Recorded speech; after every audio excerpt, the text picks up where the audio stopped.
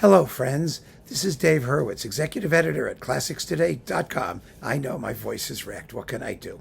Here with Ripe everything's going wrong. Here with Ripe for Reissue. That's what we're talking about. Things that are ripe for reissue. And boy, is this ripe. It is Revueltas. Revueltas is ripe. This is the 2-CD Centennial Anthology containing 15 masterpieces on 2 discs. I mean, really, it's quite a collection.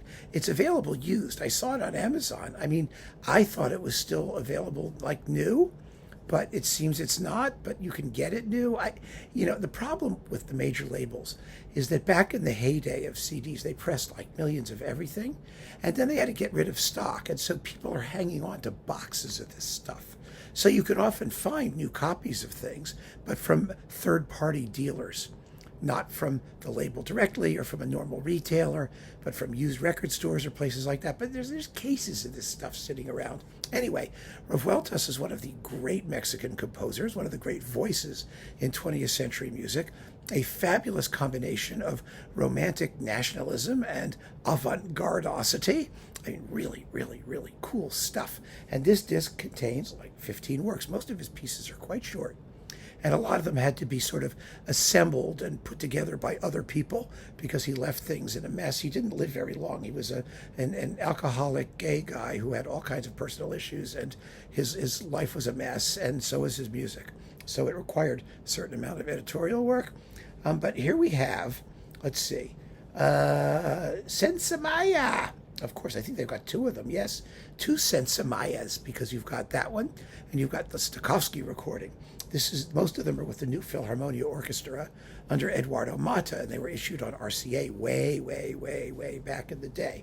So we get Sensamaya, we get the suite Redes, Nets, which was actually put together by Erich Kleiber. That's a film score. And now you can get the complete film score on Naxos and the complete film with the new score. It's really quite marvelous. And then we have Itinerarios and Caminos and the Homenaje a Federico Garcia Lorca, which is marvelous, and the Danza Geometrica, which is quite interesting, and this thing that no one can pronounce, or at least I can. Let's see if I can do it. Oh, good Lord, why should I even try? Quahunahuahuac, something like that. It's an Aztec thing, and it sounds very Aztec. It's tremendously Aztec. And then we have disc 2. We get Yanitio and Alcancias.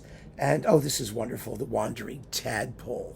It's hilarious. It's a cartoon, and boy, is it fabulous as a bit of cartoon music. It's El Renacuajo Paseador.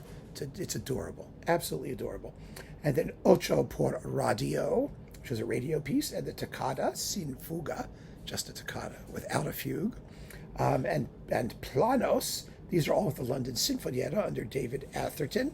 And finally, La Noche de los Mayas, the grand film score that was as much put together by other people as it was by Revueltas, but it's still marvelous anyway. And finally, 5 canciones de niños y 2 canciones profanas. And these are also with, well, let's see. One of these, these are, who's doing this stuff? This is with the Orquesta Sinfónica de Jalapa under Luis Herrera de la Fuente with Margarita Pruneda, soprano. That's the set, 15 pieces, remarkable pieces. And, Revueltas is one of those composers who says a lot in a small space.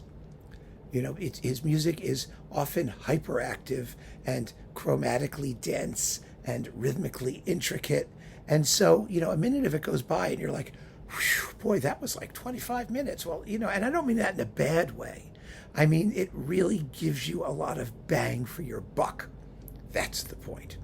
And it's just marvelous. If you don't know his music, you really need to listen to it. If you like Latin American music or Mexican music, it's fantastic. And this is a wonderful collection. I mean, it really is. And why is it out of print? Oh, for heaven's sake. I mean, it's like I've always said, when you're the only show in town, stick around. Why not? I mean, what have you got to lose, right? Anyone who wants it's going to get it. And you just do a little minimum of promotion or let people know it exists. I mean, nowadays on the internet, you can do all kinds of promotion that costs nothing, like me talking about it, for example. And then everybody rushes out and buys some. So, you can make it worthwhile. And they should. It should never be out of print. Never in a million years. And it's a pity that it is. So keep on listening, friends. Thanks for joining me. Take care.